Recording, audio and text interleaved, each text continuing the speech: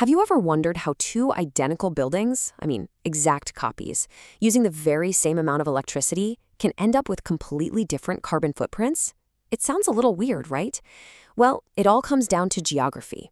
In this explainer, we're going to dive into exactly why the climate impact of your electricity is so tied to your location. Okay, so first up, let's solve what I like to call the kilowatt-hour puzzle. And this puzzle really starts with a very simple question. Is 1 kilowatt-hour of energy always the same? You might think you know the answer, but it's a little bit of a trick question. See, if we're just talking about it as a unit of energy, then yeah, of course. A kilowatt-hour is a standard measure, just like a gallon or a kilogram. It's always the same. But, and this is the big one, when we talk about its climate impact, the answer is a definite no. The emissions from that single kilowatt-hour depend entirely on where and how it was made. So what's behind this huge difference in climate impact? Well, the secret is kind of hidden in plain sight, right behind the outlets in your wall. It's all about the power grid. The easiest way to think about it is like this.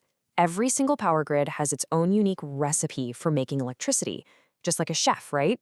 Each grid is mixing different ingredients, different sources of power, to cook up the electricity that we all use every day. And that recipe is what determines its carbon flavor.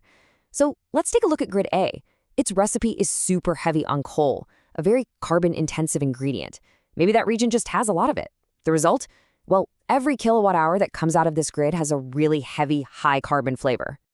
Now let's hop over to grid B. Whoa, the recipe is totally different. This one is packed with hydro, solar, and wind, probably because it's in a place with huge rivers or tons of sunshine. And because these ingredients are so much lower in carbon, the electricity from this grid has a much lighter, cleaner carbon flavor.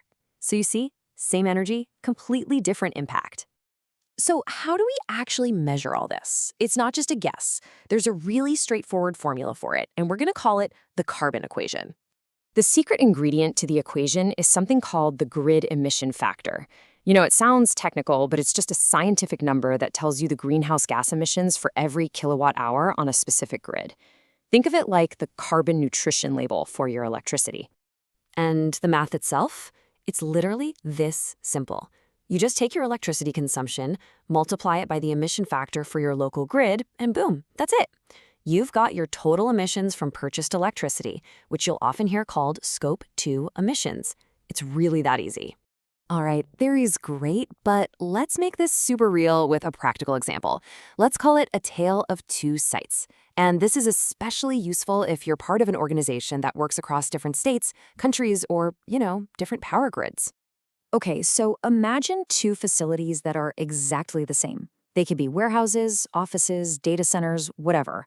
What's important is that they each use the exact same amount of electricity, 100,000 kilowatt hours. The only thing that's different is their location.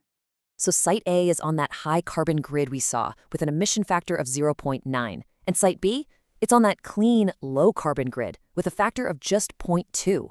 When you do the math, the result is, well, it's wild.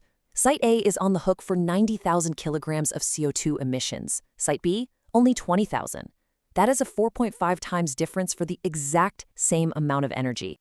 And here it is in a picture. Look at that. It just perfectly illustrates the point. Side by side, the difference is huge. It's not just about how much energy you're using, it's about where you're using it. This right here is the geography of carbon in action.